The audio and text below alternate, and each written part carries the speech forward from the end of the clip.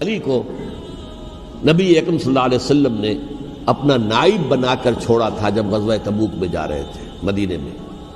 حضرت علی نے کہا بھی کہ مجھے آپ عورتوں کے ساتھ بٹھا کے جا رہے ہیں. فرمایا تمہارا مقام میرے ساتھ وہی ہے جو موسیٰ کے ساتھ ہارون کا تھا. ہارون کو چھوڑ کر گئے تھے نا یہودیوں کے پاس جب گئے تھے تورات لینے کے لیے, تو تمہارا وہی مقام ہے میرے ساتھ. تو یہ حضرت علی ہے رضی اللہ, ان کے بارے میں ان کی کیا عظمت میری نگاہ میں. اس ضمن میں اس میں کوئی شک نہیں ہے حضرت حسین رضی اللہ تعالی عنہ کی جو شہادت ہوئی ہے, ان کے ساتھیوں کی, اعزاء و اقارب کی,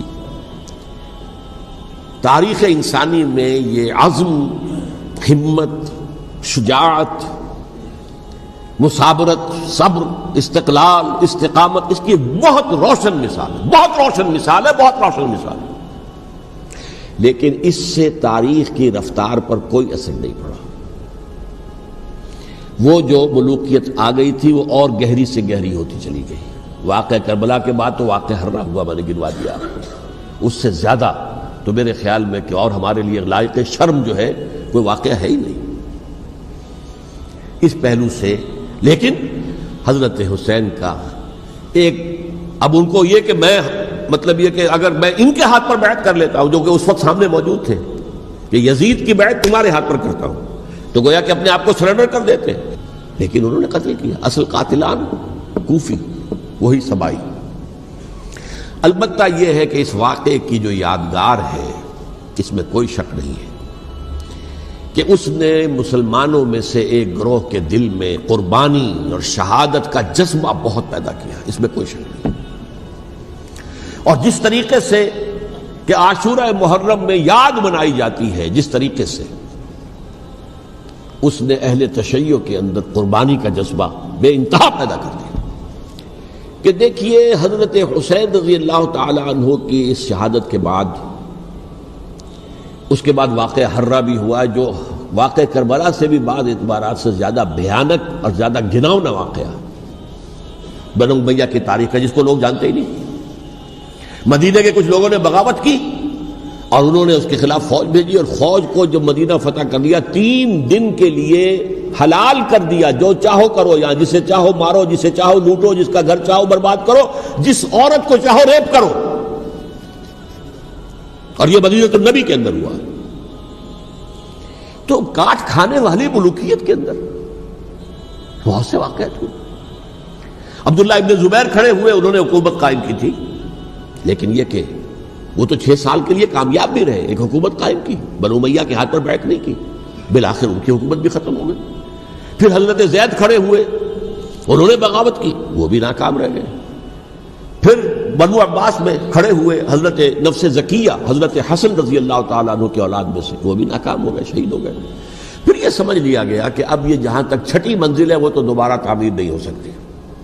یہ تو جس کی لاٹھی اس کی بھینس, جس کے پاس طاقت ہوگی اس کی حکومت ہوگی, جس کا قبیلہ زیادہ قوی ہوگا, جس قبیلے میں زیادہ عصبیت ہوگی, مضبوط ہوگا, متحد ہوگا, طاقتور ہوگا, اسی کی حکومت ہوگی. البتہ اس کے نیچے لوگوں کے اخلاق کی اصلاح کرو.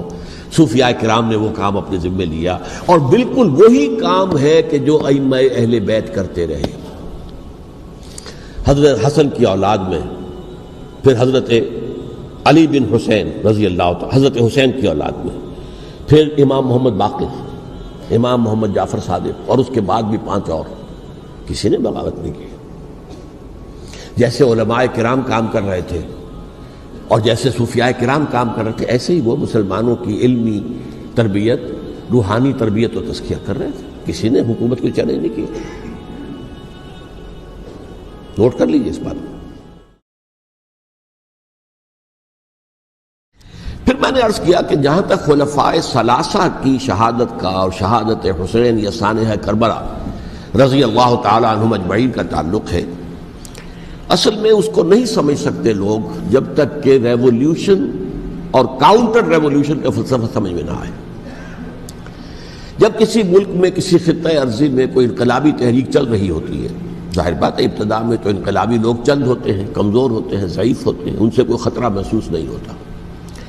لیکن کشاکش کے دوران ایک وقت آ جاتا ہے کہ پھر جو مخالف انقلاب ہیں وہ یہ سمجھ بیٹھتے ہیں، سمجھ جاتے ہیں کہ اب ہماری پیش نہیں جا رہی، اب ہمارا بس نہیں چلے گا، لہذا سر جھکا دو۔ اسے پنجابی محاورے میں کہا جاتا ہے نیوی پاؤ، اس وقت تو وقت کو گزارو۔ اب اس کے بعد پھر کوئی موقع ملا تو دیکھیں گے کہ اس انقلاب کو ہم انڈو کر سکیں، کاؤنٹر ریولوشنری موومنٹس۔ یہ اصل میں فلسفہ سمجھ میں نہ آئے اور ریولوشن کا فلسفہ سمجھ میں نہ آئے تو سیرت النبی سمجھ میں نہیں آ سکتی۔ منہج انقلاب نبوی میری کتاب ہے، اس کو پڑھیے تو سیرت کا وہ تجزیہ آپ کے سامنے آئے گا جو آپ کی آنکھیں کھول دے گا کہ سیرت کو ہم کیا سمجھتے رہے اور سیرت اصل میں ہے کیا۔ بہرحال یہ کاؤنٹر ریولوشنری موومنٹس تھیں کہ جب عرب میں حضور کو فیصلہ کن قوت حاصل ہو گئی تو جو بھی مخالفین تھے انہوں نے سر جھکا لیا، سرنڈر کیا، اسلام لے آئے، گویا کہ چھپ گئے اسلام کے لبادے میں۔ لیکن وہ تھے اسی طاق میں کہ پھر کبھی موقع ملے تو پھر ہم اس نظام کو دہو بالا کر دیں، تلپٹ کر دیں۔ یہ رد عمل سب سے پہلے خود عرب کے اندر پیدا ہوا، کیونکہ مشرکین عرب کو جب سورہ توبہ کی پہلی 6 آیات نازل ہوئی ہیں جن میں الٹیمیٹم دے دیا گیا کہ اب کسی مشرک قبیلے سے کوئی معاہدہ اللہ کا اور اس کے رسول کا نہیں ہوگا، تمہیں 4 مہینے کی مہلت دی جا رہی ہے، یا ایمان لے آؤ اور یا تمہیں قتل کر دیا جائے گا۔ یہ بہت سخت آیات ہے قرآن کی، سورہ توبہ کی ابتدائی 6 آیات۔ اور حضرت علی رضی اللہ تعالیٰ عنہ کا کہنا یہ ہے کہ اس آپ کو معلوم ہے کہ مصحف میں یہ واحد صورت ہے جس سے پہلے بسم اللہ الرحمن الرحیم نہیں لکھی آپ کو نظر آتی، باقی 113 صورتوں کے شروع میں بسم اللہ الرحمن الرحیم ہے۔ تو کیا وجہ ہے یہاں کیوں نہیں ہے؟ حضرت علی کا فرمانا ہے کہ یہ صورت تو تلوار ہاتھ میں لے کر اتری ہے، اور بسم اللہ الرحمن الرحیم میں اللہ تعالیٰ کے 2 اسماء ہیں، الرحمن الرحیم، تو یہ گویا کہ اس سے متضاد صورتحال ہے کہ اب تمہارے لیے آخری موقع ہے، یا ایمان لے آؤ اور یا قتل کر دیے جاؤ۔ اس میں ایک تیسری گنجائش خود بخود نکلتی تھی، یا یہ ملک چھوڑ کر چلے جاؤ، اور ایسا بہت سے لوگوں نے کیا بھی، لیکن اکثر لوگوں نے گردن چکائی۔ لیکن رد عمل ظاہر ہوا، ایک تو مرتدین کھڑے ہو گئے جنہوں نے نئی نبوتوں کو مان لیا، ایک مانعین زکوٰۃ کھڑے ہو گئے کہ ہم زکوٰۃ تمہیں نہیں دیں گے۔ یہ رد عمل تھا مشرک عرب کا، مشرکین عرب کا۔ اور حضرت ابو بکر رضی اللہ تعالیٰ عنہ کے دفتر فضائل کا یہ بڑا اہم باب ہے، ود این آئرن فسٹ، حالانکہ وہ بہت رقیق القلب، کمزور، نحیف الجثہ انسان تھے، لیکن یہ کہ عظیمت کوہ ہمالا جو ہے ان کے اندر ظاہر ہوئی ہے، ود این آئرن فسٹ انہوں نے ان ساری جو رد عمل کی جو تحریکیں تھیں انہیں کچل کر رکھ لیا، اور پھر پورے عرب کو گویا کہ اثر نو اس میں اسلام کے نظام کو کنسولیڈیٹ کر کے حضرت عمر کے حوالے کر دیا رضی اللہ تعالیٰ عنہ۔ حضرت عمر کے زمانے میں جو جنگیں ہوئیں اس میں سلطنت روما جو ہے، جو اس وقت کی 2 سپر پاورز تھیں، سلطنت روما، قیصر روم، ہیرکلیس، ہرقل تھا اس وقت کا جو رومی جو قیصر روم تھا، حکمران تھا، شہنشاہ تھا، اور دوسری طرف ایرانی مملکت تھی، خسرو پرویز تھا۔ لیکن یہ کہ عیسائیت کے ساتھ اسلام کا اس طرح کا تصادم نہیں ہوا تھا حضور کے زمانے میں، بلکہ نجاشی رحمۃ اللہ علیہ نے تو مسلمانوں کو پناہ دی تھی۔ مقوقس پیٹریارک جو تھے اس کے الیگزینڈریا کے، انہوں نے حضور کے جو نامہ مبارک گیا تھا اس کا بہت اکرام کیا، تکریم کی، تحفے بھیجے حضور کی خدمت میں۔ ہرقل نے بھی کوشش کی تھی کسی طریقے سے، جیسے کوئی 250 برس پہلے یا 300 برس پہلے، 300 برس پہلے جیسے کانسٹنٹائن جو ایمپرر تھا روم کا، اس نے عیسائیت قبول کی تھی اور ساری سلطنت عیسائی ہو گئی تھی، لہذا اس کی سلطنت باقی رہی، اس کی حکومت باقی رہی۔ اسی طرح ہم سب مسلمان ہو جائیں، لیکن اس میں وہ ناکام ہو گیا۔ لیکن یہ کہ کوئی اس نے کنفرنٹیشن نہیں کی حضور سے۔ البتہ ایران کا معاملہ یہ تھا کہ اس کے پرخ چڑھ گئے، اس نے حضور کے نامہ مبارک کو چاک کیا تھا، حضور نے فرمایا جب اطلاع ملی کہ اس نے اپنی سلطنت کو چاک کر دیا ہے، اس کے ٹکڑے کر دیے۔ بہرحال وہاں رد عمل شدید تھا، اور ایرانی جان لیجئے کہ ان کے اندر بہت سٹرانگ نیشنلزم ہے، آج بھی ہے سٹرانگ نیشنلزم، لہذا ان کے ہاں رد عمل شدید تھا۔ ان کی تو سلطنت ختم ہو گئی، نسیہ منسیہ ہو گئی، وجود ہی نہیں رہا۔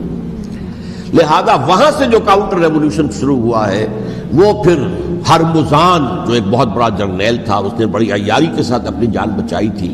یہ بڑا دلچسپ واقعہ ہے کہ وہ یعنی کنڈمڈ تھا اسلامی حکومت کی طرف سے، خلافت کی طرف سے، کہ وہ جہاں بھی پایا جائے اس کو قتل کرنا ہے۔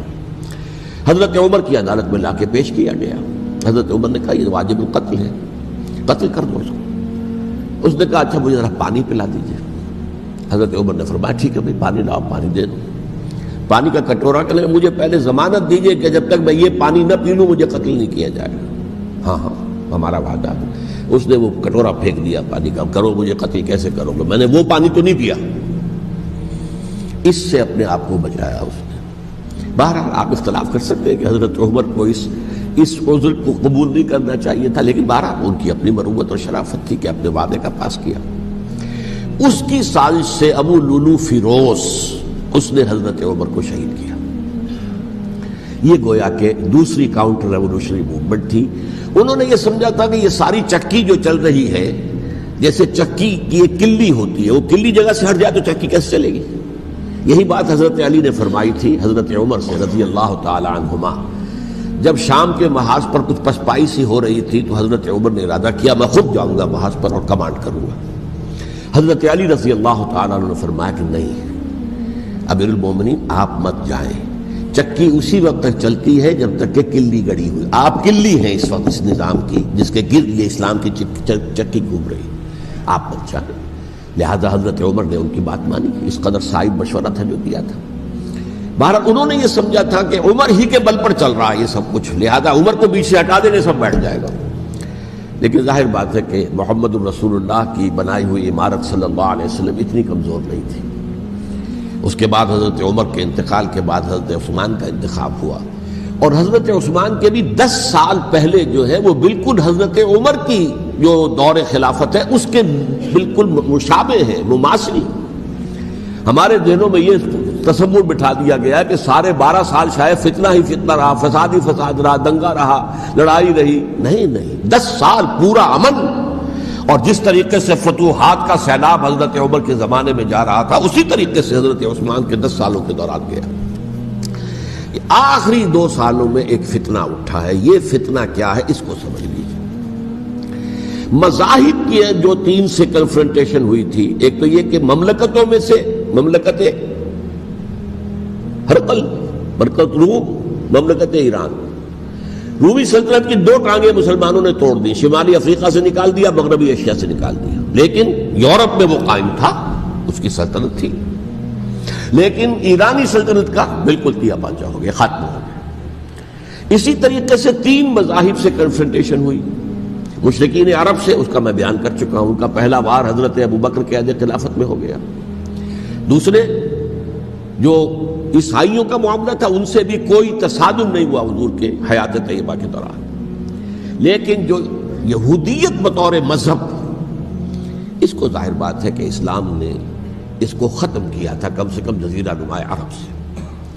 مدینے میں 3 قبیلے تھے جو اپنی غداری کی وجہ سے اور اپنی صلح کو توڑنے کے جرم کی پاداش میں 2 نکالے گئے، اور تیسرا جو ہے اس کے تمام جو جوان افراد تھے انہیں قتل کیا گیا۔ پھر خیبر پر حملہ کیا گیا اور خیبر کو جو ہے فتح کیا گیا، وہ یہودیوں کا بہت بڑا گڑھ تھا، اور جو مدینے سے نکالے گئے تھے وہ بھی وہیں جا کر مقیم ہو گئے تھے۔ تو اس اعتبار سے، اور پھر یہودی اپنے آپ کو سمجھتے تھے اللہ کی طرف سے دنیا میں جو نمائندہ جو ہے امت وہ ہم ہیں، اب انہیں معزول کر کے امت محمد کو وہاں پر کھڑا کر دیا گیا صلی اللہ علیہ وسلم۔ لہذا وہ بہت زیادہ یوں سمجھیے ایگریوڈ، سب سے زیادہ جن کو گزند پہنچا ہے حضور کے دست مبارک سے، وہ یہودی تھے۔ لہذا ان کا جو رد عمل آیا ہے وہ ہے جس کے نتیجے میں حضرت عثمان شہید ہوئے، حضرت علی شہید ہوئے، حضرت حسین شہید ہوئے۔ اب اس چیز کو